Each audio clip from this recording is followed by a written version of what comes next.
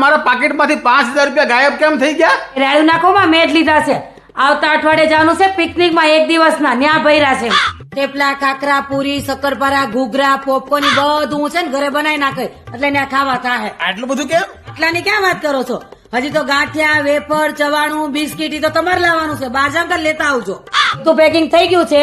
તમારી ઓલી 7 વખત હાંધેલી ચડ્ડી છે ને એ નથી લઈ જવાની, તો નવી લેતા આવજો.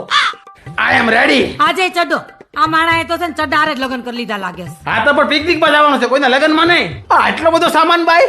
અરે આપણે ખાલી એક દિનના પિકનિકમાં જઈએ છીએ, કઈ મહેનતની જાત્રા પર નથી જતા. તમે સાનમુના હાલો ને. આ બસ વાળો હજી કેમ ન આવ્યો? આવશે પણ શાંતિ રાખો ને. પિકનિક વાળા ભાઈ, આ તમારી બસ કેમ ન આવી હજી? પણ પિકનિક તો કાલનું છે. આ પિકનિક ક્યારે છે? રવિવારે. તો આજે શું છે? શનિવાર. ઓય બાપા, લે કાઈ વાંધો નહીં. મારે છે ને ઢોકળા ખાવાની કેટલી ઈચ્છા હતી. કાઈ નહીં, હું ઢોકળાની તૈયારી કરું, તમે આવો મારી વાહે. હાલો જલ્દી હાલો.